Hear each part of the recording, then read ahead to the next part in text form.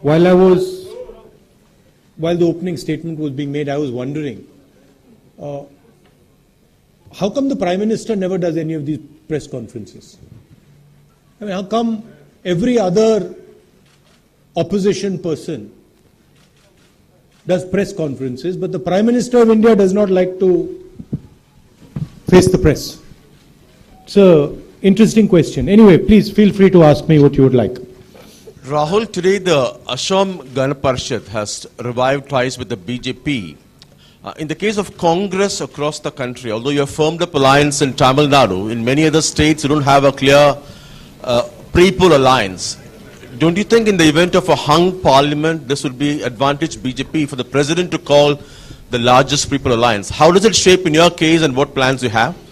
Secondly, unemployment and farmers' distress appear to be the key issues for elections this time. Do you have a clear plan for creating more jobs and to improve the lot of farmers? If yes, if you could explain that. Yeah. Thank you. First of all, on the alliance question, alliances in a number of states are formed up. Tamil Nadu, Maharashtra, Jharkhand, Bihar is practically concluded. Jammu and Kashmir, the conversation is close to final stages. So the idea that Congress party and the opposition has not got alliances, that's just a flawed and a wrong idea. In fact, the people who don't have alliances are the BJP. And we are fighting as a combined opposition. On the jobs question, couple of points I'd like to make. Economic growth is directly related to the mood of the country. This is something that the BJP, the Prime Minister, fundamentally doesn't understand. You cannot have a country that is divided, that is fighting, states that are having acrimonious relationships, and then expect solid economic growth. So the first thing the Congress party will do, and that is in our nature, is to bring harmony to the country, to make everybody in the country feel, including the Tamil people, that they are part of this country and that they are not, they don't feel isolated, harassed, and their culture doesn't feel under attack. The language doesn't feel under attack. So we believe that India is everybody's and everybody should have a free and fair relationship within that structure.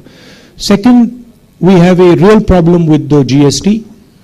We're going to reform the GST and we're going to make a simple GST, lowest taxes possible and the simplest GST possible. So that would be the two broad themes I would put across. Finally, job creation is going to happen through small, medium businesses. It is when you transform small and medium businesses into large businesses that job creation happens. So we would open the banks to these businesses. Currently, these businesses, the job creators, are under assault, under attack. Mr. Narendra Modi has attacked them through demonetization and through a GST which is extremely complicated and allows a significant amount of rent seeking. Income tax departments, other departments are playing an oppressive role. So we will give access to those small and medium businesses and we will simplify their life, and we have some phenomenal ideas in our manifesto. I'm not going to announce it here, but I will in the next few days and weeks. We have some phenomenal ideas on how we're going to make entrepreneurship. The first question is 45 of our people were brutally murdered in Jammu and Kashmir. And I understand that whatever opportunity the Pakistanis will get, they will take. The question is, what did the government do to protect those 45 people?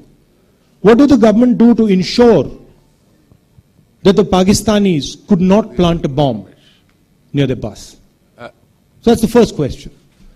Second question is the man who planted the bomb. The architect of that bomb is a man called Masood Azhar, released by the BJP, sent to Pakistan, sent to Kandahar by the BJP. National Security Advisor was involved in that deal. So the BJP needs to explain exactly why they sent that criminal back. That's the question of terrorism. The principal issues in this election, there are 3 or 4 issues. The single biggest issue that everybody feels is there is unemployment and joblessness in the country, and Narendra Modi is a flop show when it comes to unemployment